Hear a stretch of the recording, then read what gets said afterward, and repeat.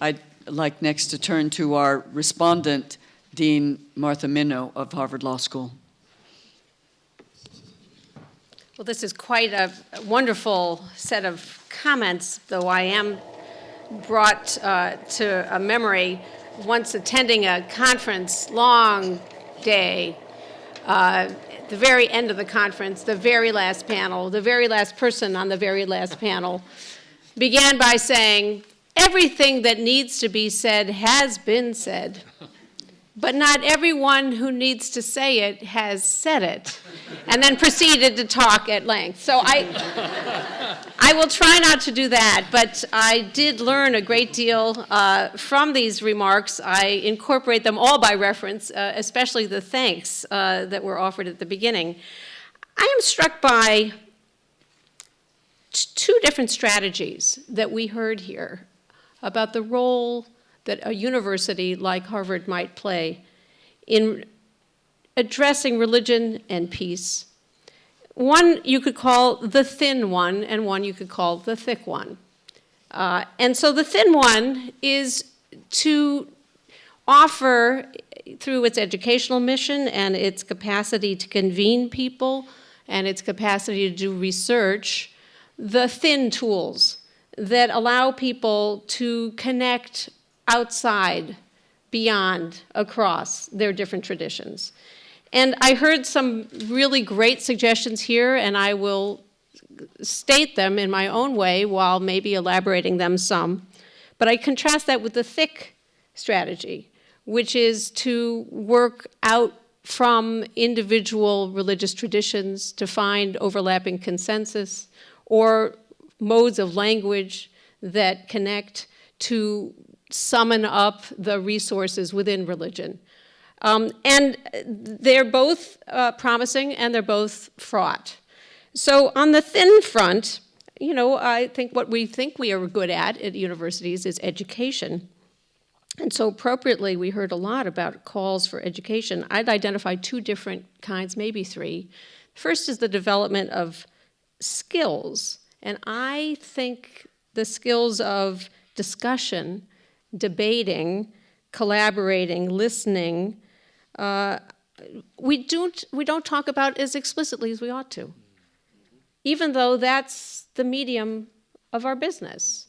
I'm delighted to hear the program of negotiation referenced by Matthew because it's housed in the Harvard Law School, but it's actually an example of a place that does talk about how do you talk and has, you know, sessions on how do you have a difficult conversation, how do you show that you've listened.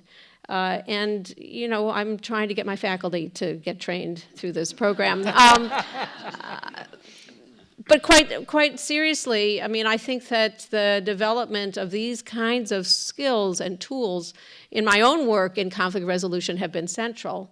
To actually have a meeting of people in a post-conflict society requires actually some work on, so how do you have a meeting? And how do you conduct the discussions in the meeting? And how do you show that you heard, even if you disagreed? And I really want to underscore this point about disagreeing. I think that we've gotten worse, not better, in having disagreements. I think that whether it's because identity is more central than other modes of presentation, or other reasons that have to do maybe with the attention span or people's indifference to complexity, I think that people have a Facebook effect. I don't want to be disliked. Therefore, I won't actually say what I think. Therefore, I will not explore the nuances of what someone else thinks, and I can't debate. And I think it's getting worse, not better. So I think that there's an urgency in developing the articulateness about the debate, discussion, listening, collaboration, activities that are at the core of an educational institution, because in fact, I think they're diminishing. It's a diminishing asset, not a growing asset. A second kind of educational focus is knowledge. Knowledge about religion here is the way that I'd put it, to use that distinction. And also as Jocelyne just said, knowledge about the multi-dimensions, multivocal qualities of religion, to understand the complexity within.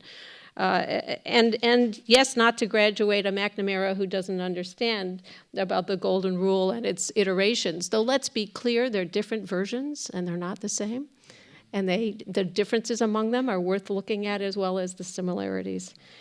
The maybe third thin skill is attention to appreciation of complexity. And again, here I think we're getting worse, not better at this. The oversimplification.